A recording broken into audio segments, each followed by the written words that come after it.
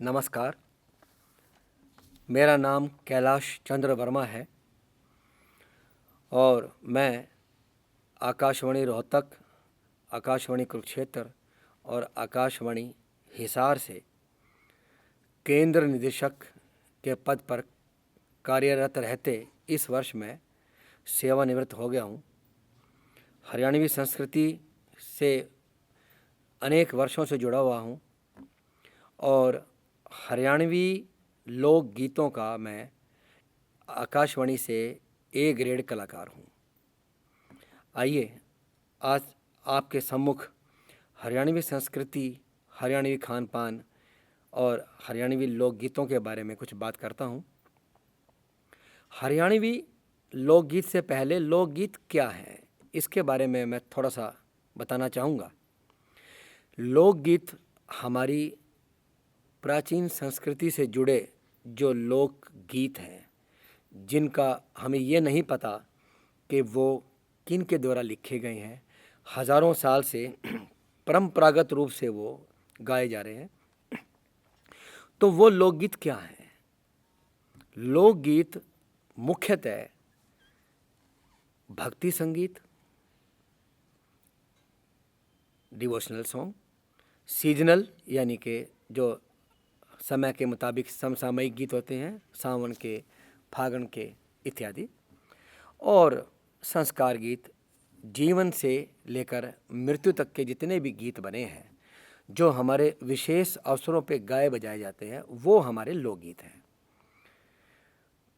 संस्कार गीत जन्म से लेके मृत्यु तक, उसमें बच्चा गर्भधारण से लेके और उसकी मृत्यु तक जितने भी हमारे संस्कार हैं, उन पे तरह तरह के लोकगीत बनाए गए हैं जो हमारे हरियाणा में प्राचीन समय से गाए बजाए जाते हैं।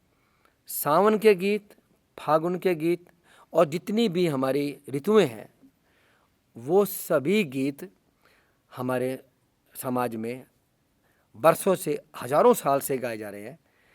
मैं उनके एग्जाम्पल दे सकता हूँ आपको। उदाहरणतः सावन के गीत हैं।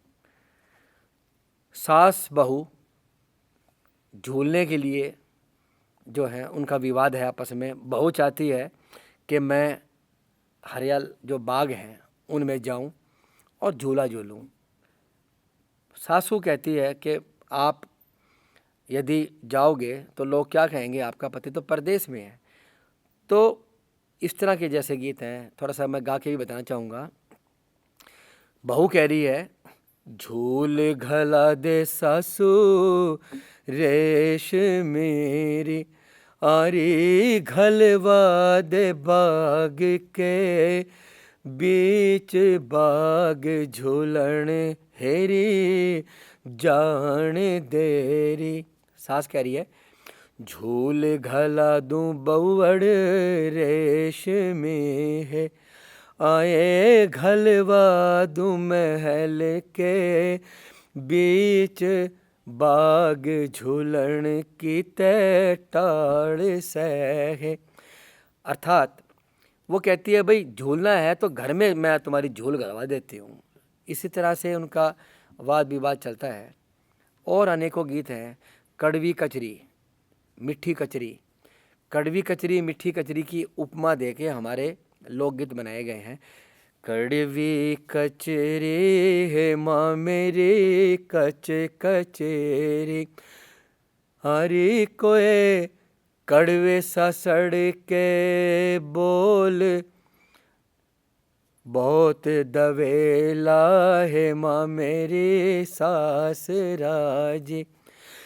फिर वही कह रही है, मीठी कचरी है माँ मेरे पक पकेरी, हेरी कोए मीठे मायड़ के बोल, बहुत सुहेला है माँ मेरी माए काजी।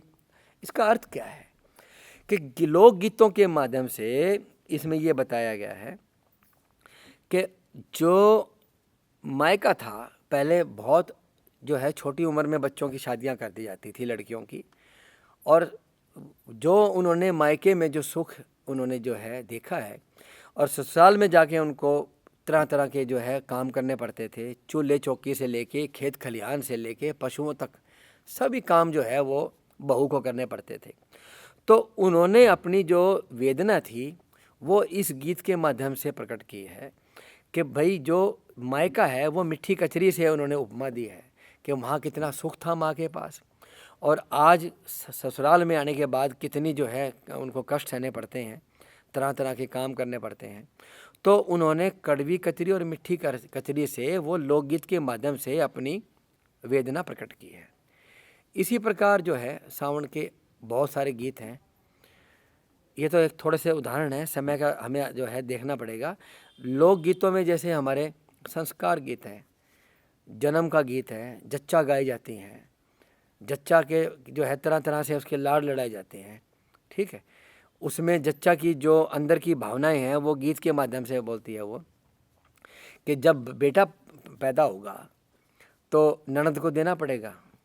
मांगे ननद रानी कंगना, हो लड़का हुए का, यो कंगना मैं बाप के तल्याई, ना देऊंगी कंगना, हो लड़का हुए का। वो जो जच्चा है वो चाहती नहीं है कि भाई मैं अपना जो है वो कंगना दूं, लेकिन ननद का एक नेग है कि लड़का अगर होएगा तो वो भाभी से कंगना मांगेगी।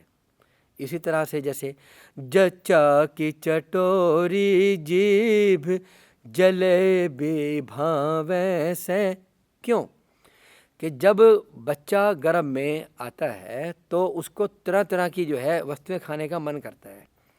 तो इस तरह के जो है बहुत सारे गीत हैं। फिर बच्चा बड़ा हुआ, ठीक है, बच्चा बड़ा हुआ तो फिर उसकी जो है अब विवाह संस्कार की बात चलेगी। तो विवाह संस्कार में दो वर पक्ष के अलग गीत हैं और वधू पक्ष के अलग गीत हैं कि वहाँ से जो है अगर लगन आया है तो वो जो वधू पक्ष की जो लड़कियां हैं, औरतें हैं, वो क्या गाएंगी कित रजते आया नारियल। ये वधू पक्ष की जो मतलब वर पक्ष की जो महिलाएं हैं वो गा रही हैं कि लगन आया है कहाँ से, वधू पक्ष की तरफ से। तो वहाँ वो जो गीत है प्रचलित लोकगीत है, कित रजते आया नारियल, कित रजते आया रे हर छैल बने का, टीकला जीर बना जीराज, आगम तय आया बागा तय आया नारियल, महला तय आया रीम हर छैल बने का, टीकला जीर बना जीराज। के टीके में क्या आया है, कितनी साड़ियाँ हैं, कितने उसकी जो है सलेज हैं, और कैसी हमारी जो है जो बन्नी आएगी, जो बधू आएगी वो कैसी है, ये सारे जिक्र जो है इस तरह के लोकगीत में आते हैं।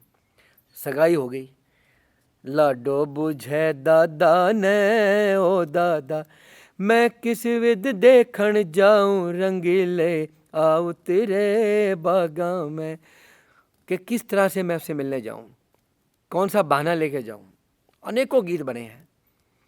और शादी से पहले एक बहुत प्रचलित गीत है कि वो दादा देश जांदा परदेश जाइए, म्हारी जोड़ी का वर ढूंढिए। जो लड़की है वो अपने मन की जो इच्छाएं हैं वो अपने दादा से, ताऊ से, मामा से, फूफा से, बाबुल से, सब से वो जो है इस तरह से कहती है कि मेरी जोड़ी का वर कैसे ढूंढोगे आप, और कैसा वर होना चाहिए मेरा। और उसी तरह से दादा भी इसको जवाब देता है, दादा, ताऊ, बाबुल, उसका पिता। हंस खेल है दादा की पोती, ढूंढा से फूल गुलाब का, कि हमने तुम्हारे लिए गुलाब के फूल जैसा वर ढूंढ दिया है, तुम हंसो खेलो। ये इस तरह के। फिर शादी के वक्त अनेकों गीत, फेरों के अलग गीत।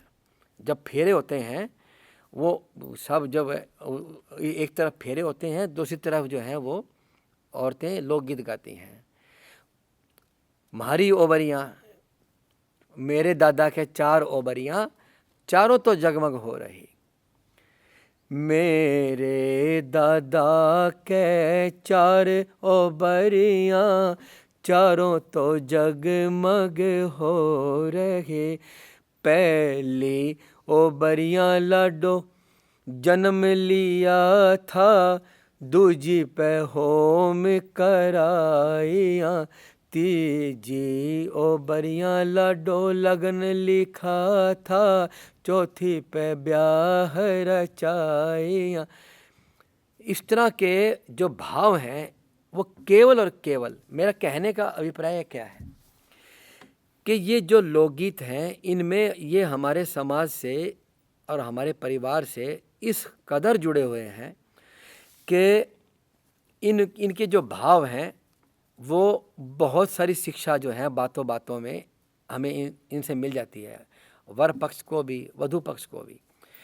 और ये लोकगीत केवल आज से नहीं है, इन हजारों साल से यही लोकगीत गाए बजाते जा रहे हैं।